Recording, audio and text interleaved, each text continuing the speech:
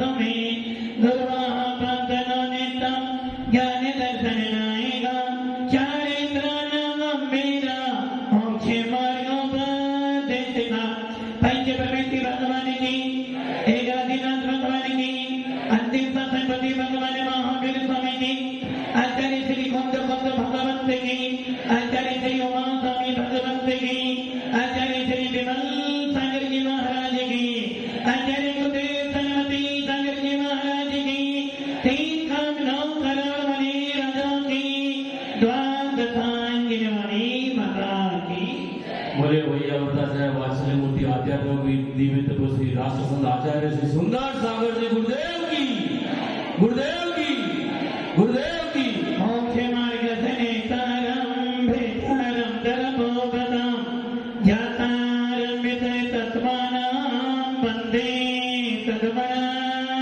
लब्धे भव्य आत्माओं भगवान महावीर की वीरता की देशना ये तो निश्चित है जब जब भी समोसन लगता है तो भव्य जीवों के निमित्त से भगवान की वाणी खिल जाती है। जब जब भी किसी जीव को केवल ज्ञान की प्राप्ति होती है लाखों जीवों का कल्याण होता है। जब जब भी नगर में साधु आता है थोड़ा बहुत तो परिवर्तन होता है। जब जब मंदिर में जाओगे जब जब किसी वीतराग साधु के पास जाओगे जब जब किसी वीतराग वाणी को सुनोगे थोड़ा बहुत तो परिवर्तन होता है। आज यही कारण है कि समोत्सरण में अनेकों अनेक जीव होते हैं और आप लोगों ने सुना था रावण जैसा व्यक्ति भी जिस रावण को पूरा विश्व पापी कहता है जिस रावण को पूरा देश पूरा भारत पूरा विश्व पूरा कहता है उस रावण को भी जैन शासन अच्छा कहता है कि रावण बुरा नहीं था। क्योंकि भगवान महावीर कहते हैं पापी से घृणा नहीं करना पापों से घृणा करना।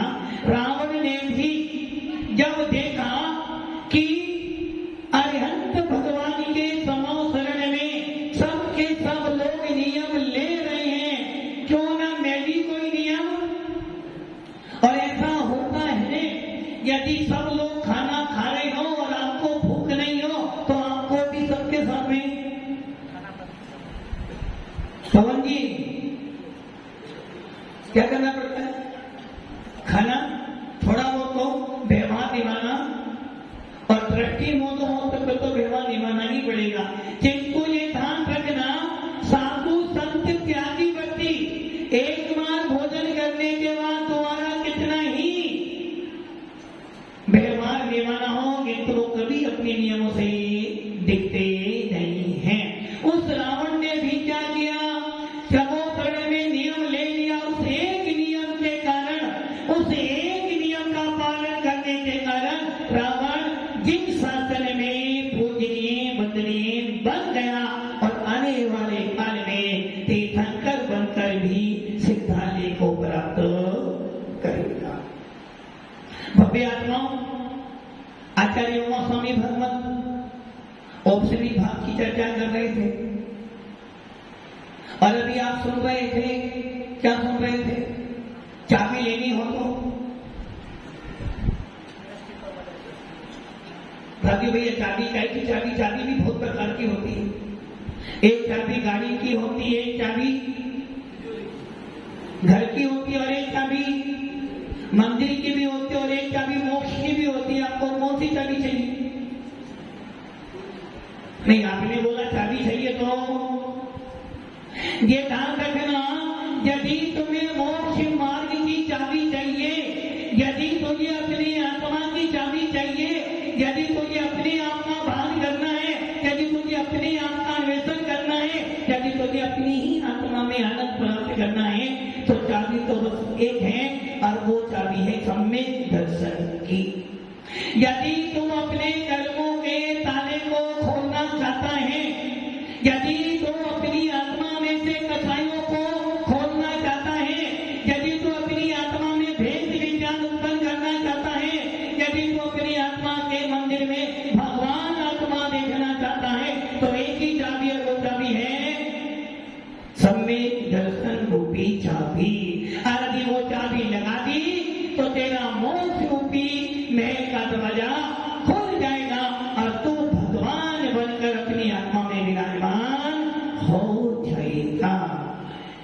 चाहिए तो अश्विन भैया क्या करना पड़ेगा? चाबी चाहिए तो चाबी चाहिए तो क्या करना पड़ेगा? अपने व्यवहार को बदलना पड़ेगा, अपना दृष्टिकोण बदलना पड़ेगा। और यही सब आचार्य उमा स्वामी कह रहे हैं, यदि तुझे चौथा गुण स्थान प्राप्त करना है, वकील साहब चौथा गुण स्थान प्राप्त करना है ना, अभी हुआ नहीं, अभी चौथा गुण स्थान प्राप्त करना है तो क्या करना पड़ेगा? अपना व्यवहार बदलना पड़ेगा, अपना दृष्टिकोण बदलना पड़ेगा। और दृष्टिकोण बदलने का मतलब वस्तुएं नहीं बदलनी, आपको वस्तु नहीं बदलनी। यदि एक मकान में आप रह रहे हो, मकान में रहने के बाद आपके परिणाम खराब बन रहे, बीमारी आ रही है, धन नहीं आ रहा, क्या करोगे? सुनील भैया क्या करोगे? पहले सब अच्छा चलता था, जैसे ही इस मकान में जब से आए हैं ना, तब से ना धन मिलता है, घर में कलेश रहता है, कौन से बीमार रहता है, क्या करोगे? घर वाली बदलोगे, घर बदलोगे, मकान बदलोगे, मकान बदल लिया, दूसरा मकान लिया, उसमें भी यही काम चला, फिर इससे तो अच्छे पहले मकान में बढ़िया थे। वस्तुओं को बदलने से दृष्टिकोण नहीं बदलता है, वस्तुओं को बदलने से चाबी नहीं मिलती है। यदि भावों को बदल दोगे तो अपने आप चाबी मिल जाएगी। और यही कारण है आचार्य भगवत उमा स्वामी, आचार्य भगवत कुंद स्वामी और यहाँ तक के भगवान महावीर कहते हैं, अरे भैया अपने भावों को बदल, अपनी कसाइयों को बदल, अपनी विशुद्धि को बदल, तेरी विशुद्धि बढ़ेगी, अपने आप तेरे परिणाम अच्छे हो जाएंगे, तेरी विशुद्धि बढ़ेगी, सामने वाला अपने आप तेरे चरणों में गिर जाएगा, तेरी विशुद्धि बढ़ेगी, अपने आप कर्मों का ताला खुल जाएगा। उषा जी, मानो आप पूजा कर रहे थे, पूजा करते करते आपके भाव बहुत अच्छे लगे हुए थे, इतने में उमंग भैया जी आ गए और उमंग भैया जी ने आपको छू लिया। अब बोलो क्या होगा? आपको अभिषेक करना था, क्या बोलोगे? अरे उमंग भैया तुम्हारे काम का ही है ना, इसलिए भैया जी कोई बात नहीं, मैं कल कर लूंगी, ये बोलोगे ना? और अभी की वेट हो जाए तो भैया जी आपको दिखता नहीं था, मुझे अभिषेक करना था, बोलोगे? अरे भैया जी तो मैं, भैया जी भी दो प्रकार के, एक भैया जी हमारे घर के, अरे भैया जी बाहर वाले हैं। अच्छा ये बताओ, मम्मी की दो प्रकार की होती, मम्मी उसका की मम्मी दो प्रकार की, एक मम्मी तो वो पहली कह रही खुद की मम्मी, और दूसरी मम्मी नहीं अंतर तो है, आज मम्मी जी आई नहीं है। एक मम्मी तो अश्विन जी कहां देखते हो, नजर हटी घटना, बड़े बड़े घोड़ों पर यातायात साधनवाई लेते हैं, भिक्षा लेते हैं, ध्यान हटा, नजर हटी घटना घटी, और घटना घटी तो तुम सावधानी बोलोगे। बस यही अंतर है खट्टे कपड़ों में और बिना। हाँ, मम्मी दो प्रकार की, पहली मम्मी कौन? नहीं, पहली मम्मी कौन सी? मम्मी, और दूसरी मम्मी मम्मी जी। एक है मम्मी और एक है मम्मी जी। वीरेंद्र भैया, मम्मी दो प्रकार की, एक मम्मी और एक मम्मी जी, दोनों में अंतर क्या है? पवन जी,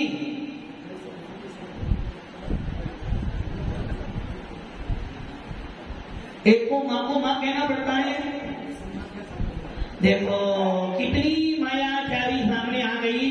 वो कह रहे हैं जो मम्मी है, जो माँ, उसे तो माँ कहना पड़ता है, किंतु जो सासू माँ है, कौन है वो? माँ के ऊपर भी, माँ के ऊपर मानी, माँ के ऊपर सासू, और सासू माँ है तो मतलब सासू माँ का मतलब क्या हो गया? सासू माँ का मतलब क्या हुआ? सुन रही है?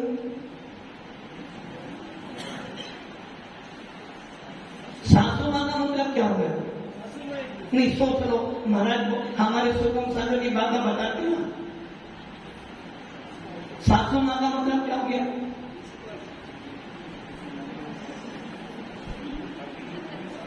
देखो मोहनगी बोल रहे, डिब्बी की मम्मी। अरे भैया होम मिनिस्टर की मम्मी ना। अब मुझे बताओ, एक माँ तुम्हारी और एक होम मिनिस्टर, दोनों में कितना बड़ा अंतर है? अपनी माँ को तो आप कैसे भी शब्द बोल दोगे, अपनी माँ को तो कैसे भी रख दोगे, किंतु मम्मी जी को जरा सा भी ऊंचा बोल दिया तो मैडम नाराज हो। अभी मैडम नाराज हो गई तो राजू क्या? महाभारत। इसलिए एक मम्मी और एक मम्मी जी, दोनों में बहुत बड़ा अंतर है। अपनी मम्मी जो होती है उसकी गोद में सोने के बाद आप निश्चिंतित हो जाते हो, और मम्मी जी के पास जाने में बोलना पड़ता मम्मी जी। क्या बोलना पड़ता है? मम्मी जी, जोर से मम्मी जी। और मम्मी को, और मम्मी बोलते हो तो सुन जाता नहीं, इसकी माए। और मम्मी जी बताना नहीं पड़ेगा कि मम्मी जी कौन है। मम्मी जी मतलब ये होम मिनिस्टर नाम लगाओ, जो कि होम मिनिस्टर के अनुसार राज्य चलता है, गृह मंत्री के बिना। उसी प्रकार आचार्य कौन स्वामी कह रहे हैं, भैया यदि तुझे आत्मा के अंदर प्रवेश करना है, एक आत्मा का परमात्मा तेरे पास बैठा है और एक परमात्मा मंदिर में बैठा है। जो मंदिर में परमात्मा बैठा है वो मम्मी जी है, और जो अपनी आत्मा में बैठा है वो कौन है? मम्मी। इसलिए भगवान आत्मा को प्राप्त करना चाहते हो तो तुझे एक ही काम करना है, वो काम है विशुद्धि। आपके परिणामों की निर्मलता, और जैसे ही निर्मलता हो जाएगी तुरंत चाबी खुल जाएगी। इसलिए आचार्य उमा स्वामी भक्त, आचार्य निमितन सिद्धांत चक्रवर्ती देव कह रहे हैं कि उत्तमी भाव को प्राप्त करने के लिए, भेद विज्ञान को प्राप्त करने के लिए, सम्यक दर्शन को प्राप्त करने के लिए तुझे क्या करना है? विशुद्धि बढ़ानी है। और विशुद्धि का से क्या हो गया? सबसे पहले क्षीरोत्सम लब्धि, विशुद्धि लब्धि, देशना लब्धि, प्रयोग लब्धि और करण लब्धि के 5 लब्धि को प्राप्त कर ले, तेरी विशुद्धि बढ़ती चली जाएगी। और जैसे जैसे विशुद्धि बढ़ेगी, जैसे जैसे परिणामों में निर्मलता आएगी, कसाई कसाई औषधि कसाई बढ़ जाएगी। किसकी? सामने वाले की। जैसे जैसे विशुद्धि बढ़ेगी, कसाई दबेगी, कम होगी। और जब कसाई कम होगी तो कहां जाओगे? आत्मा हो, आत्मा हो, आत्मा में सदा जायते शुभामि आत्मा। जब कसाई कम होगी तो बाहर से बुद्धि हटेगी। जब कसाई कम होगी अंदर में दृष्टि जाएगी, और जब अंदर में दृष्टि जाएगी तो बोलोगे अंदर के कोने में एक दीपक जलता है। ये कब होगा? जब विशुद्धि बढ़ेगी। इसलिए आचार्य भगवत कह रहे हैं उमा स्वामी कि हे भैया, औत्तमी सम्यक दर्शन प्राप्त कर।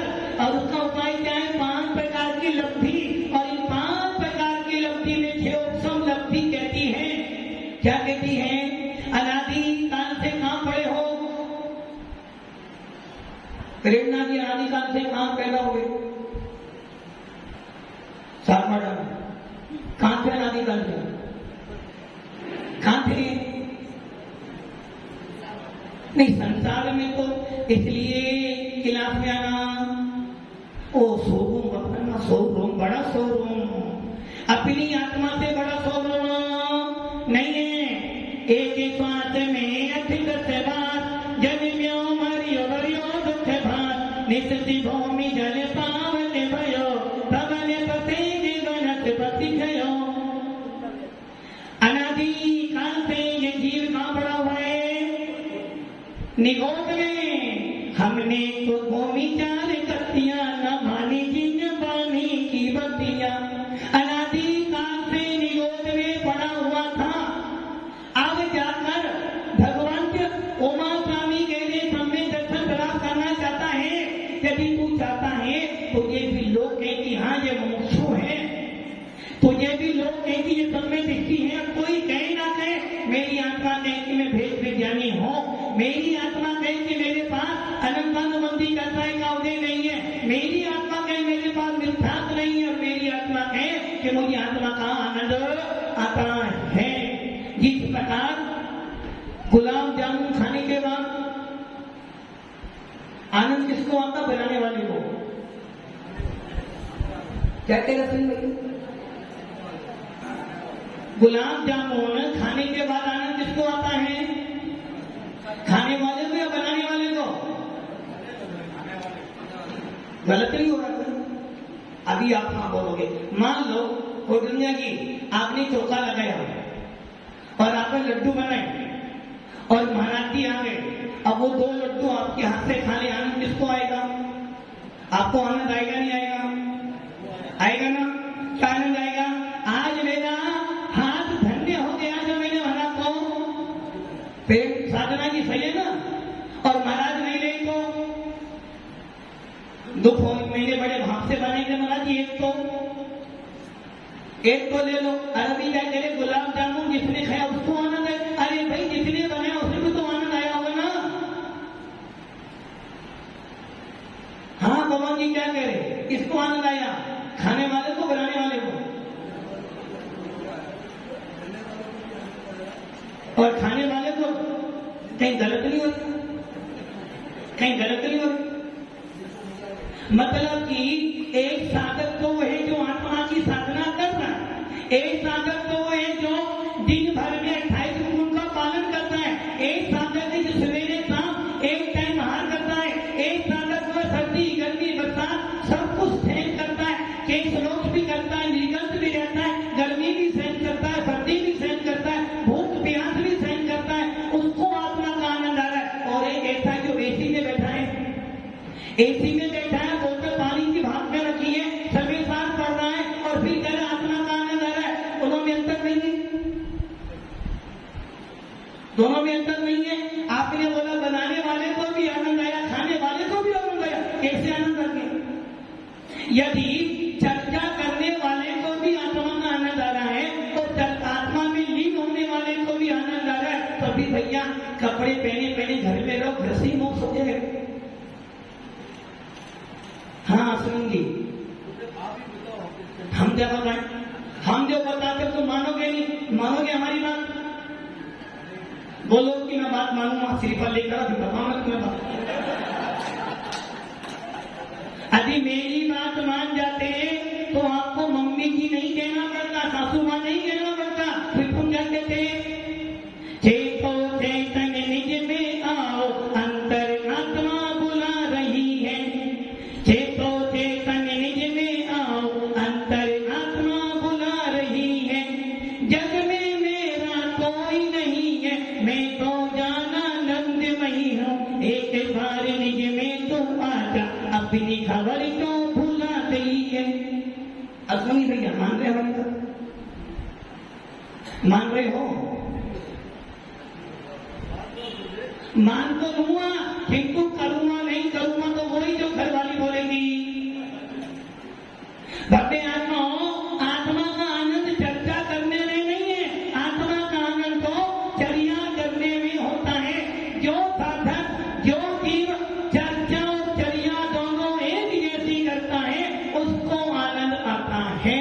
तो आचार्य भगवत कह रहे हैं यदि तुझे औपचारिक समय दर्शन प्राप्त करना है, दृष्टिकोण को बदलना पड़ेगा, किंतु चाबी प्राप्त करने के लिए नहीं, किसी लालच लोभ के लिए नहीं। यदि तू चाहता है समय दर्शन प्राप्त हो तो सबसे पहला उपाय तेरा है कि नाजी काम से तू कहां पड़ा हुआ था? कहां पर? कौन? आप ही? हम वकील साहब कहां से आए? घर से नहीं आएगा। अनादि काल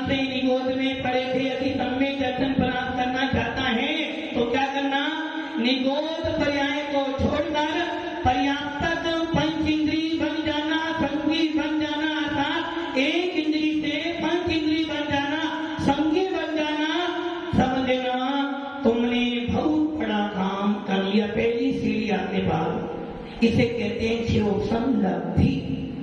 दूसरी कौन सी लब्धि है? विशुद्धि लब्धि।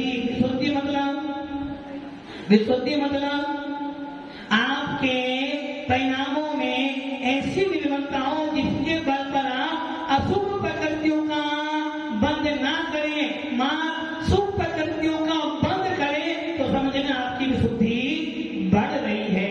और तीसरी लब्धि है देशना। देशना किसकी सुनना? पवन जी किसकी सुनते हो? पवन जी किसकी सुनते हो? पवन जी किसकी सुनते हो? देखो किसकी सुनोगे उसकी बात मानोगे ना। किसकी सुनते हो? मैं पवन जी से पूछूं, अच्छा आप किसकी सुनते हो?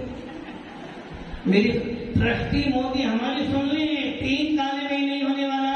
महाराज जी आपकी बात तो मान्य है, किंतु ट्रस्टी जैसा बोलेंगे काम तो वैसा ही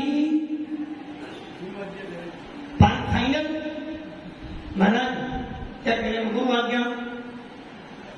तो एक काम करो, हमारी इच्छा करा महाराज बोलो। चलो हो देखो हो जाएगा। इसका मतलब प्योर दृष्टि है साथ बड़ा था। पवन जी वो कह रहे हैं सासू से कैसे पहले चलो। पवन जी किसकी सुनते हो? अभी तो हमारी सुन लो। और यहां जाने के बाद किसकी? किसकी? धर्मपत्नी की। धर्मपत्नी के लिए जाओ, तुमको जाओ, मैं पीछे पीछे आ रही हूँ, बोलो क्या करोगे? वो मना नहीं कर सकते।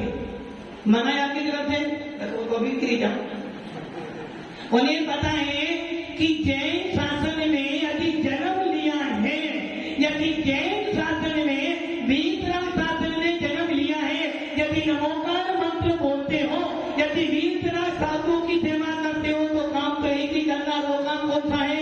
रहे सदा सत्संग उन्हीं का, ध्यान उन्हीं का नित्य रहे, उन्हीं जैसी चरिया में चित्ते सदा अनु। पवन जी वो तो गिरी जाओ। पवन जी आप किससे पूछना? किसकी करेंगे? सभा में नाम कैसे कहें? नहीं उसको वो तो घर बोलेगी जाओ, तुम जाओ, मैं जाओ, मैं तो जा रही हूँ, मुझे बोलेगी आप। ये ध्यान रख लेना, देशना लब्धि आपको बार बार संबोधन दे रही कि हे भव्य आत्माओं, यदि तू अपनी पद्धति बदलना चाहता है, यदि मिथ्या को छोड़ना चाहता है, यदि मोक्ष मार्ग पे आना चाहता है, तो तुझे देखना सुननी पड़ेगी। किसकी देखना? निर्गंथों का मार्ग। निर्गंथों का मार्ग हमें प्राणों से भी प्यारा है। निर्गंथों का मार्ग, निर्गंथ देखना, वीतराग देखना, आचार्य भगवंतों की देखना, मुनि राजाओं की देखना, मोक्ष मार्ग पे बढ़ने वाले निर्गंथ साधुओं की देखना। सुनो, 6 कर्म, 7 तप, 9 पदार्थ, 5 अष्टकाय के बारे में सुनो। और सुनने के बाद क्या करना? क्या करना? सुनने के बाद चिंतन मनन करना। और क्या मनन करना? कि मैं कौन हूं? कौन हूं मैं? कौन? आत्मा हूं। अभी कोई आपको बोले भाई एक आत्मा ही कराना, जाओगे? और बोलो हम आत्मा है। अरे भैया 7 तत्व, 6 गर्भ, 9 पदार्थ, 5 अष्टकाय को जानो। और जानने के बाद क्या जानो? मैं कौन हूं? जीव तत्व हूं, अविनाशी तत्व हूं, अनादि निधन हूं। मेरे में भी भगवान बनने की सामर्थ्य विद्यमान है। मेरे अंदर भी वो शक्ति है, मेरे अंदर भी केवल ज्ञान की ज्योति विद्यमान है। इसे कहते हैं देखना लब्धि। अब जो लब्धि आ रही है सबसे बड़ा काम, जिस लब्धि पर सारा दामोदार पड़ा हुआ है, और वो लब्धि है परायोग्य लब्धि। इस लब्धि में क्या करेगा? विशुद्धि बढ़ी, देशना सुनी, चिंतन किया, और चिंतन करते करते करते करते क्या हो गया? नवीन कर्म बंद हो रहा था, जो कितना कर देना, अंता कोड़ा कोड़ी, अंता कोड़ा कोड़ी कर देना था। अभी मेरे कर्म 70 कोड़ा कोड़ी बन सकता था, मैंने क्या करा, विशुद्धि बनाई, नवीन का नंबर हो रहा था, विशुद्धि के बनने पर 1 करोड़ को 1 करोड़ से गुणा कर दो, कितना होता है, 1 कोड़ा कोड़ी, उससे भी कम मैंने कर्म बंद किया। और जो पुराना सत्ता में पड़ा हुआ था, 70 कोड़ा कोड़ी कर्म जो बंधा हुआ था, या जो मैंने पूर्व में कर्म बांधे थे, उन सब कर्मों को अंता कोटा कोटि से भी कम कर देना। जब इतनी योग्यता हो जाए, जब इतना सारा काम हो जाए, और क्या काम हो जाए, कर्म 2 प्रकार के थे, क्या कर्म और याद आ रहा है, और इन कर्मों की शक्ति अनुभाग कैसा था, अपसस्त प्रकृतियों का अनुभाग 4 स्थान था, अर्थात वो लता, दारू, सैन और लता, दारू, अस्थि, सैन, ये 4 रूप फल दे रही थी। कैसी विशुद्धि बनाई, अब वो अपसस्त प्रकृतियों का अनुभाग लता, दारू रूप हो गया। जो अपसस्त प्रकृति थी उनका अनुभाग कैसा था, गुड़, खांड, शक्कर और अमृत, वो 2 स्थान तो उनको 4 स्थान कर दिया। और अघात्या कर्म में वो जो आपसत प्रकृति थी, वो नीम, कांजी, विष, हल, हल्दी, तो आपसत प्रकृतियों का अनुभाग 2 रूप कर देना, उनकी पावर कम कर देना, अशुद्ध प्रकृतियों की पावर बढ़ा देना। तब जाकर लगेगा कि अब मैं सम्य दर्शन प्राप्त करने के योग्य हो सकता हूँ। अभी काम नहीं, आधा काम तो तुम्हारा हो गया, आधा काम, इसलिए जिनको सम्यक दर्शन प्राप्त करना है, जिनको भेद विज्ञान प्राप्त करना है, उनको ये 4 लब्धि को करनी ही पड़ेगी। तब जाकर कौन स्वामी कहेंगे, दर्शन भट्टा भट्टा, दर्शन भट्ट से नथी निवाना, सिंजंती चलिए भट्टा, दर्शन भट्टा न सिंजंती। तो अभ्यास क्या करना, अब क्या करना है, सब जान गए, अब क्या करना है, अग्नि क्या बोल रहे, क्या करना है, बोलो महाराज आपको अपने घर जाना है, मुझे अपने घर जाना है, और कुछ नहीं करना। आपने सुना दिया, हमने सुन लिया, यहाँ से बाहर जाने के बाद सत्ता साहब भव्य आत्माओं इस उपदेश को सुनकर अपनी आत्मा में विश्राम दो और चिंतन करो कि हे आत्मन, दौलत राम की बोले फिर सुन लेना, दोले समय सुन चेती काले बता मत खो